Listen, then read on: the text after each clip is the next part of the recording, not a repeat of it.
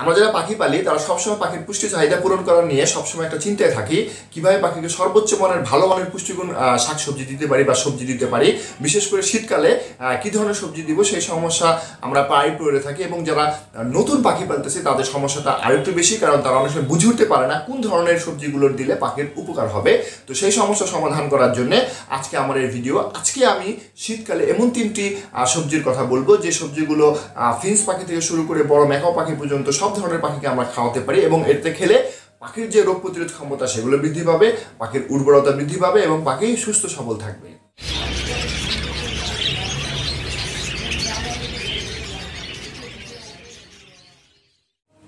আসসালামু আলাইকুম, bird studio channel বিএসসিতে সবাইকে স্বাগতম। এই মুহূর্তে যারা আমার এই ভিডিও দেখছেন সবাইকে আন্তরিক ধন্যবাদ। যারা আমার এই চ্যানেলটি এখনও সাবস্ক্রাইব করেনি দয়া করে সাবস্ক্রাইব করে পাশে থাকার বেল বাটনটি বাজিয়ে দিবেন, সে সাথে বেশি করে লাইক, কমেন্ট এবং শেয়ার করবেন। চলুন আজকের ভিডিওটা শুরু করি। আজকের যে আমার প্রথম যে সবজিটা আসছে সেটা হচ্ছে ক্যাপসিকাম। একে আমরা সবাই চিনি, সবাই খেতে পছন্দ করি এবং এটা পাখির জন্য খুবই উপকারী। এটা ইংলিশে ক্যাপসিকাম বলে, হিন্দিতে শিমলা মির্চ বলে, এবং এই ক্যাপসিকামের মধ্যে প্রচুর পরিমাণ ভিটামিন এ এবং সি বিদ্যমান, এবং ভিটামিন এ পাখির চোখের জন্য উপকারী, এবং ভিটামিন যে সি আছে সেটা পাখির রোগ প্রতিরোধ ক্ষমতা বৃদ্ধি করে, পাখিকে রোগমুক্ত রাখতে সহায়তা করে, অর্থাৎ পাখির ইমিউনিটি সিস্টেমকে বৃদ্ধি করে পাখিকে সহজে রোগাক্রান্ত হতে দেয় না। 2 নম্বর যে সবজিটা আছে এটা আমরা সবাই খেতে পছন্দ করি এবং সবার ঘরে এটা পাওয়া যায়। এটা মানব দেহের জন্য উপকারী এবং মানুষের জন্য যেরকম উপকারী সেরকম পাখির জন্য এটা খুবই উপকারী। সেটা হচ্ছে গাজর। জি, আমার 2 নম্বর সবজি হচ্ছে গাজর। গাজরের মধ্যে vitamin A, vitamin C, vitamin K, potassium এবং ম্যাগনেসিয়াম প্রচুর পরিমাণ থাকে, এবং এই যে গাজরের যে ভিটামিন এ এটা পাখির রোগ প্রতিরোধ ক্ষমতা বৃদ্ধির সাথে সাথে পাখির যে পালকের যে আপনার যে উজ্জ্বলতা, পালকের যে শাইনিসনেসটা এটা বৃদ্ধি করে, অর্থাৎ রঙিন পাখির যে পালকের উজ্জ্বলতা বৃদ্ধি করে পাখিকে আরও সুন্দর দেখায়, এবং ভিটামিন সি রোগ প্রতিরোধ ক্ষমতা বৃদ্ধি করে শীতকালে যে বিভিন্ন ধরনের রোগাক্রান্ত পাখি হয় সেই রোগাক্রান্ত হওয়া থেকে পাখিকে রক্ষা করে থাকে। আমার 3 নম্বর সবজিটা হচ্ছে বিটরুট। আমার 3 নম্বর সবজিটা হচ্ছে বিটরুট। আমরা সবাই জানি, সবাই চিনি, এবং এটা ইংলিশে বিটরুট বলে এবং হিন্দিতে চুকান্দার বলে।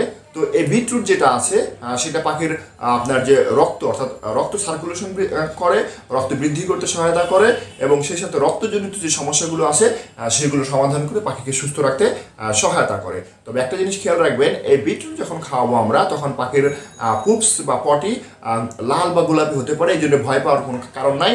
এবং আমি যদি এই আপনার যে কি বলে এটা কাটি তাহলে আপনারা দেখবেন যে এটা একদম লাল হয়ে যাচ্ছে, মানে একদম লাল। এটা এই কারণে পাখির যে আপনার যে পুপস হয় সেটা আপনার কি হয়, লাল হয়ে যায়। তাই এটা নিয়ে ভয় পাওয়ার কোনো কারণ নাই, এতে করে আমাদের যে পাখির যে রক্তজনিত যে সমস্যাগুলো আছে সেগুলো সমাধান হয়ে যাবে।